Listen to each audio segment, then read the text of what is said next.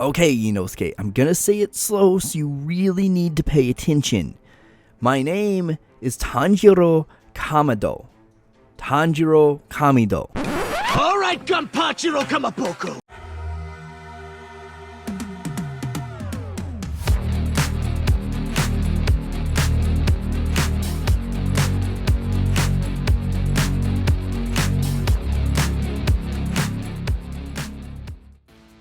Well, I'm no Tanjiro, I am the Spicer, and welcome back to Otaku Go here on the Gunpla Network.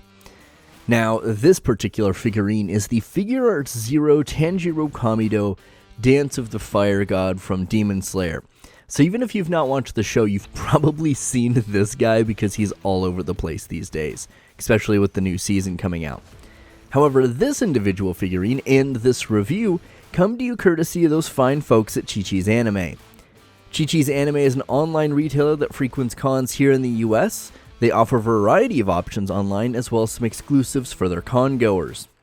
With such variety, they're going to have just about anything you're looking for, so when you're checking out their catalog, don't forget to use the promo code GUNPLA10 to save yourself 10% off.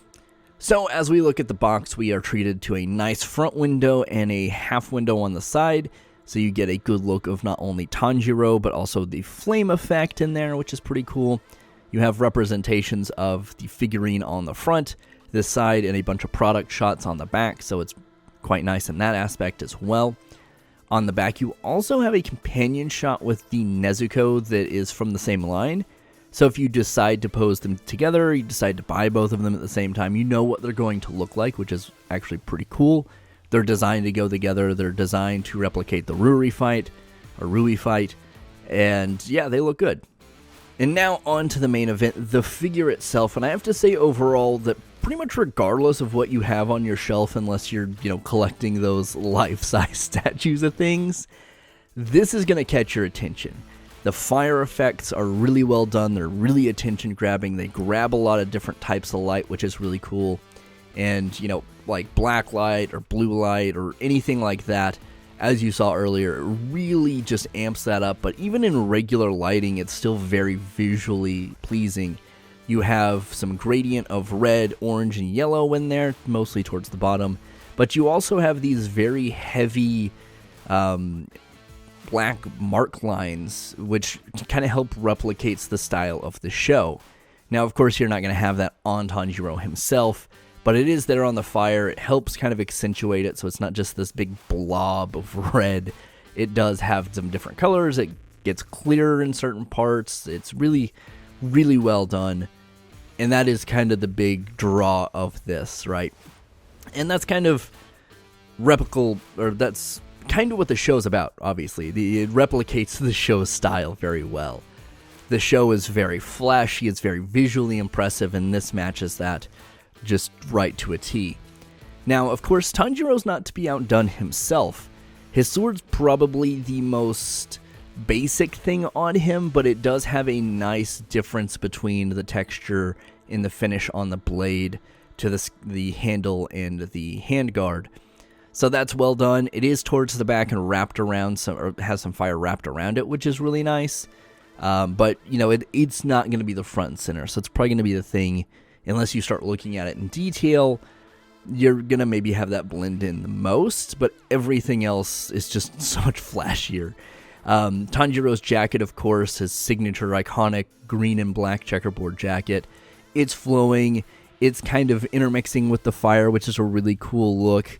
You have him in kind of a rushing forward pose, kind of stepping off of the fire. One hand out, one hand back with the sword. But his face is well done as well. His hair has that nice gradient from a black, red, very deep black to, kind of a reddish tip, kind of burgundy tips, if you will. So that's fairly consistent and well done. The birthmark thing on his forehead is well done as well. It's clear, it's crisp, it's sharp, it's not soft, it's not blurry. There's no paint errors on it. His eyes are a nice gradient as well, once again matching the show. His earrings are flapping in the wind. They're very nicely done. And then you have his Demon Slayer uniform, which is the least flashy part because it's just like a black uniform. But you do get some nice detailing on his legs, his belt, his scabbard, but, they're not the draw, right? They're not what your attention's brought to. And while none of these details are the big drawing factor, it's nice that they're done and they're executed well. It's not an oversight, it's not a last-minute thought, it is just as equally well done as the rest of the figurine. And that's really where you can feel the difference of something like a Figuarts Zero in a prize figure. Is the corners were not cut with this. This is exactly what Bandai, what Figuarts Zero, what Tamashii Nation, whoever wanted this to be, right? This is not a prize figure Tanjiro that's just in a standing pose. This is, hey, we know you like Demon Slayer. You want something that represents what Demon Slayer is visually, and this is about as good as you're gonna get. So if you're a Demon Slayer fan, you like that series, you like the art style, you like all the really exaggerated visuals, this is exactly for you. Now, if you're more of a static pose person, you like the Grandista line, you like things that are just kind of more subtle, or you don't have a lot of shelf space, you may have some concerns. This isn't too bad in terms of how much of a width it takes up. That one kind of curved out flame does take up a little bit of shelf space, but it does have a little bit more depth and a little bit more height, so you kind of keep that in mind. But to kind of give you a visual reference and a kind of a quality reference as well, I've got it here against the only other kind of affected Demon Slayer thing I have, which is one of the lottery figurines of the Water Hashira, whose name I think is pronounced Guy, but I could be super wrong about that. And, you can tell the very visual difference. Like, they both have an effect, but you can see one is more of your $30 to $50 range, and one is closer to the $100 plus range, depending on where you're looking. And, they both look good together. They don't make one another stand out too much, but you can tell, right? Having them side by side, you can tell. And these together on your shelf, sure, they're going to take up a little bit of room, but the way they're designed, they're kind of designed to fit around other things. So from a shelf presence perspective, they're going to grab attention, but they're not going to hog up a bunch of space, right? For my Gunpla people out there, this is not a Freedom or a Strike Freedom or a Wing where its wings are just taking up an ungodly amount of space. This has space, but if you do want a Grandista or a taller, or even like a bigger, like 1/4, 1/6 statue behind this, the way it's shaped is it would kind of contour to that, which is really, really nice. So if you have other Demon Slayer figures, this is going to accentuate it as opposed to just outclass everything, right? This is something that the Figuarts Zero line's really good at, is they really take those finer details, make sure they're done, provide you a well-crafted package, but they don't try to make everything else that Bandai makes look terrible, right? These two look great together, in my opinion. But yeah, you can tell. So overall, who is this for, right? Obviously Demon Slayer fans, like that's without question. But even if you're like, Demon Slayer's alright, but it's not my favorite show, this thing has everything that's great about Demon Slayer. It is visually stunning. The way the paint work is done on the flames is phenomenal. Like, not only do they really utilize the clear parts to pipe light in, but they have that gradient of the red, the yellow, the orange for the base of the flames.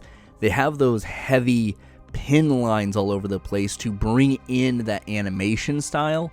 And while that's not carried over to Tanjiro, I think it would have looked really weird on Tanjiro himself. So they kind of blend things, they take some liberties.